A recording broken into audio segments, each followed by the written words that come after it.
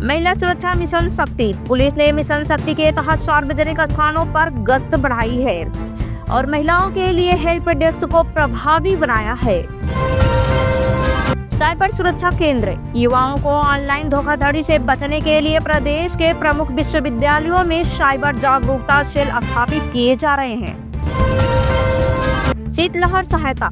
सरकार ने सभी जिलों में रैन बसेरों को दुरुस्त करने और जरूरतमंदों को कंबल व अलाव उपलब्ध कराने के निर्देश दिए हैं। यातायात सुरक्षा। घने कोहरे को देखते हुए परिवहन विभाग ने एक्सप्रेसवे पर सुरक्षा गार्ड और रिफ्लेक्टर लगाने का विशेष अभियान शुरू किया है। सुरक्षा व्यवस्था। यूपी एसटीएफ ने बड़ी कार्रवाई करते हुए बुलंदशहर और सहारनपुर में वांटेड अपराधियों के खिलाफ सफलता हासिल की है। रबी फसलों की बुआई के बाद किसानों को खाद और बीज की उपलब्धता सुनिश्चित करने के लिए अधिकारियों को सख्त निर्देश दिए गए हैं।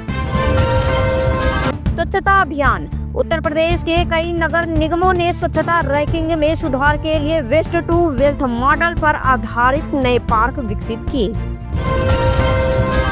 अयोध्या में श्रद्धालुओं की भीड़। कड़ाके की ठंड के बावजूद राम मंदिर में दर्शन के लिए देश विदेश से आने वाले श्रद्धालुओं का उत्साह चरम पर है। सांस्कृतिक उत्सव। कृष्ण के रंग, कथक के संग जैसे कार्यक्रम के माध्यम से यूपी की पारंपरिक कलाओं को नई पीढ़ी के बीच बढ़ावा दिया जा रहा है। ब्रह्मकुमारी योग कार्यक्रम। लखनऊ के गोमती नगर में आज बड़ी संख्या में लोगों ने ब्रह्मकुमारी संस्थान द्वारा आयोजित योग और अध्यात्म के कार्यक्रम में हिस्सा लिया।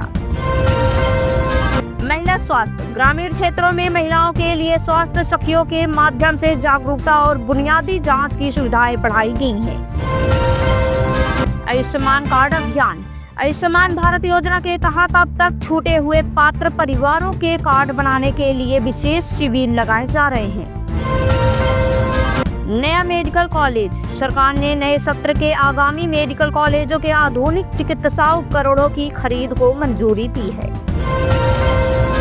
निपुण भारत मिशन। प्राथमिक शिक्षा में गुणवत्ता सुधार के लिए निपुण भारत के लक्ष्यों को प्राप्त करने वाले जिलों की नई सूची आज जारी की गई। Digital library. यूपी के कई जिलों में माध्यमिक स्कूलों के छात्रों के लिए नई डिजिटल लाइब्रेरी की सुविधा शुरू की गई है। सौर ऊर्जा को बढ़ावा। सरकार ने राज्य के सरकारी भवनों पर सौर पैनल लगाने के अभियान को और तेज किया है ताकि ऊर्जा की बचत हो सके। ग्रामीण पेयजल। हर घर जल योजना के तहत बुंदेलखंड के दूर दराज के गांव में पाइपलाइन के जरिए पानी पहुंचने का काम रिकॉर्ड समय पर पूरा हो रहा है। Smart city project. लखनऊ और कानपुर के कई क्षेत्रों में स्मार्ट ट्रैफिक मैनेजमेंट सिस्टम को पूरी तरह सक्रिय कर दिया गया है। Expressway network. गंगा एक्सप्रेसवे के निर्माण में तेजी आई है और दिसंबर के अंत तक कई प्रमुख खंडों को यातायात के लिए तैयार करने का लक्ष्य है। जेवर airport update. Noida international airport के रनवे और टर्मिनल का काम अंतिम चरण में है, जिससे पश्चिमी यूपी में आर्थिक गतिविधियों को नई गति मिलेगी। पर्यटन विकास। वाराणसी और अयोध्या के बाद अब सरकार प्रदेश के अन्य छोटे धार्मिक स्थलों को पर्यटन सर्किट से जोड़ने के लिए नई नीति पर काम कर रही है। कौशल विकास मिशन का विस्तार। यूपी कौशल विकास मिशन के तहत 2025 के अंत तक लाखों युवाओं को प्रशिक्षित कर रोजगार से जोड़ने का लक्ष्य सफलतापूर्वक पूरा हो रहा है। कस्तूरबा विद्यालयों में भर्ती। कस्तूरबा गांधी बालिका विद्यालयों में महिला के लिए फुल और पार्ट टाइम पदों पर बड़ी संख्या में भर्ती प्रक्रिया शुरू की गई है। युवा उद्यमी योजना की सफलता। लखीमपुर खीरी के मुजाहिद शेख जैसे युवा ने मुख्यमंत्री युवा उद्यमी योजना से जुड़कर गांव में ही रोजगार के नए अवसर पैदा किए।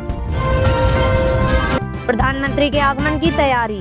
मुख्यमंत्री योगी आदित्यनाथ ने 25 दिसंबर को पीएम मोदी के लखनऊ दौरे और प्रस्तावित कार्यक्रमों की समीक्षा के लिए उच्च स्तरीय बैठक की।